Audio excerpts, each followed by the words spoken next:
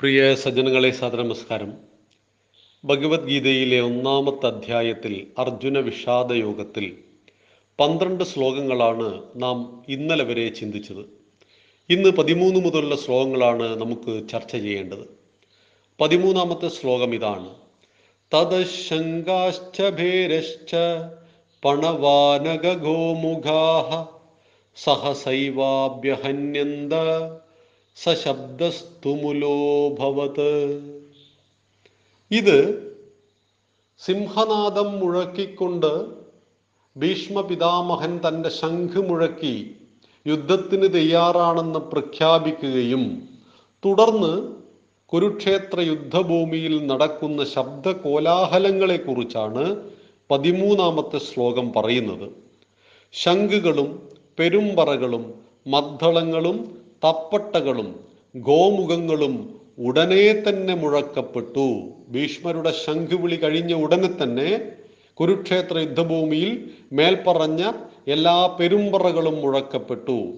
ആ വിവിധ വാദ്യഘോഷം എങ്ങും നിറഞ്ഞു തിങ്ങിയതായി ഭവിച്ചു. ഇതാണ് 13-ാമത്തെ ശ്ലോകത്തിൻ്റെ അർത്ഥം. യുദ്ധത്തിന് തയ്യാറാണെന്ന് പ്രഖ്യാപിച്ചുകൊണ്ട് സംശയാലുവായി തീർന്ന തന്നിൽ വിശ്വാസം വേണ്ടത്ര ഇല്ലയോ ദുര്യോധന് എന്ന് തോന്നിയപ്പോൾ സിംഹഗർജനം മുഴക്കിയ ഭീഷ്മ പിതാമഹൻ തൻ്റെ ശംഖ് മുഴക്കിക്കൊണ്ട്, ശംഖാണ് യുദ്ധത്തിൽ മുഴക്കുക, യുദ്ധത്തിന് തയ്യാറാണെന്ന് പ്രഖ്യാപിക്കുവാൻ ആദ്യം മുഴക്കുന്നത് ശംഖാണ്. മഹാഭാരത യുദ്ധത്തിന് തയ്യാറാണെന്ന് ആദ്യം പ്രഖ്യാപിച്ചുകൊണ്ട് ശംഖ് മുഴക്കിയത് കൗരവ സേനയുടെ സൈന്യാധിപനായ ഭീഷ്മരാണെന്ന് 12-ാമത്തെ ശ്ലോകം പഠിപ്പിക്കുമ്പോൾ 13-ാമത്തെ ശ്ലോകം തുടർന്ന് അവിടെ നടന്ന ശബ്ദ കോലാഹലങ്ങളെ പറ്റി പറയുന്നു. 14-ാമത്തെ ശ്ലോകം ഇങ്ങനെയാണ്: തദശ്വേതൈർഹയർയുക്തേ മഹദിസ്യന്തനേ സ്ഥിതൗ മാധവാ പാണ്ഡവശ്ചൈവ ദിവ്യൗ ശംഖൗ പ്രദക്മതുഃ.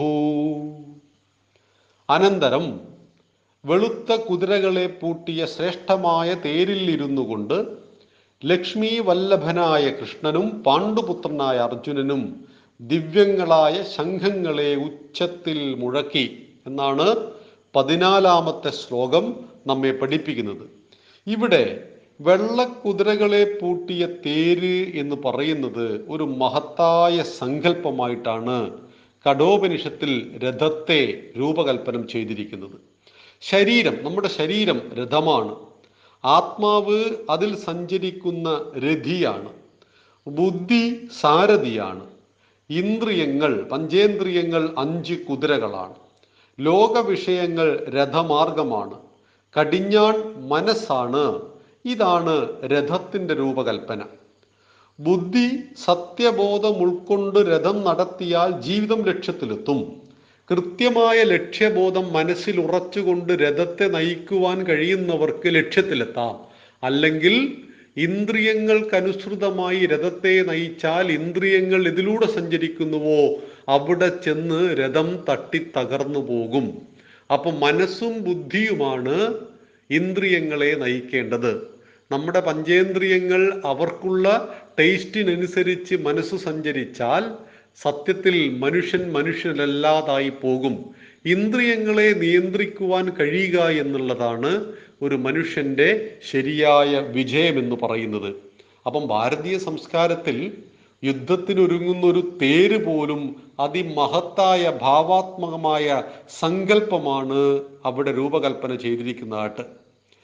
പാണ്ഡവന്മാരുടെ രഥത്തിൽ, അതായത് അർജുനന്റെ രഥം തെളിയിക്കുന്നത് സാരഥി ശ്രീകൃഷ്ണനാണ്, ഭഗവാനാണ്. അവിടെ വില്ലാളി വീരനായ അർജുനനാണ് യുദ്ധത്തിന് തയ്യാറായി മുകൾ തട്ടിലിരിക്കുന്നത്. തേര് തെളിക്കുന്നത് മഹാവിഷ്ണുവിൻ്റെ 9-ാമത്തെ അവതാരമായ ഭഗവാൻ ശ്രീകൃഷ്ണനും യുദ്ധം ചെയ്യുന്നത് അർജുനനും.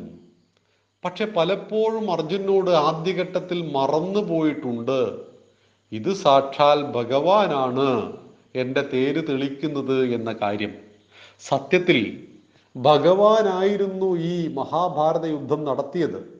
അർജുനൻ ഭഗവാന്റെ കയ്യിലെ ഒരു ഉപകരണം മാത്രമായിരുന്നു. അർജുനന്റെ സാമർഥ്യത്തെയും അസ്ത്രശസ്ത്ര വിദ്യകളിലുള്ള കഴിവിനെയും ഉപയോഗിച്ചുകൊണ്ട് ധർമ്മത്തെ പുനഃസ്ഥാപിക്കുവാൻ അധർമ്മികളെ ഓരോരുത്തരെയായി വകവരുത്തുകയായിരുന്നു ഭഗവാൻ ചെയ്തത്. അതായത് ഭഗവാൻ അറിയാം അർജുനന് പലതരത്തിലുള്ള മോഹാവേശങ്ങളും ഉണ്ടാകും. പിതാമഹനെ കൊല്ലാൻ പറയുമ്പോഴും ഗുരുവിനെ കൊല്ലാൻ പറയുമ്പോഴും ജ്യേഷ്ഠനായ കർണനെ കൊല്ലാൻ പറയുമ്പോഴും എല്ലാം സംഘർഷങ്ങൾ ഉണ്ടാകും അർജുനൻ എന്നറിയാവുന്നത് കൊണ്ട് ഓരോ അവസരത്തിലും അർജുനന്റെ മാനസിക സംഘർഷങ്ങളെ യുക്തിഭദ്രമായ ന്യായങ്ങൾ നിരത്തി ഭഗവാൻ ശമിപ്പിക്കുന്നുണ്ട്. അങ്ങനെയാണ് അധർമ്മത്തിന്റെ പക്ഷത്തു നിന്ന കൗരവപ്പടയിൽ നമ്മളെല്ലാവരും സ്നേഹിക്കുന്ന ഒരുപാട് നല്ല കഥാപാത്രങ്ങളെ അർജുനൻ വകവരുത്തുന്നത്. ശിഖണ്ഡിയെ മുൻനിർത്തിയിട്ട് ഭീഷ്മപിതാമഹന്റെ ശരീരം മുഴുവൻ അസ്ത്രമെയ്ത് നിറക്കുന്നതും അർജുനൻ തന്നെയായിരുന്നു എന്ന് മനസ്സിലാക്കുക. ജയദ്രഥന് ദ്രോണാചാര്യരെ കൊല്ലുവാനുള്ള സാഹചര്യം ഒരുക്കി കൊടുക്കുന്നതും ഈ പറയുന്ന ജയദ്രഥനല്ല, ദൃഷ്ടദ്രുമന് ദ്രോണാചാര്യരെ കൊല്ലുവാനുള്ള സകല സാഹചര്യങ്ങളും ഒരുക്കി കൊടുക്കുന്നത് പോലും അർജുനനായിരുന്നു. ഒക്കെ ഭഗവാന്റെ പ്രേരണയാണ്. അപ്പൊ ആ ഭഗവാന്റെ കയ്യിലെ ഉപകരണമായി തീർന്ന അർജുനൻ പലപ്പോഴും ഭഗവാനാണ് എൻ്റെ തേരിനെ തെളിക്കുന്നത് എന്ന് മറന്നുപോയി. പക്ഷേ പിന്നീട് അർജുനൻ എല്ലാ കാര്യങ്ങളും ക്രമേണ ബോധം വരികയാണ്.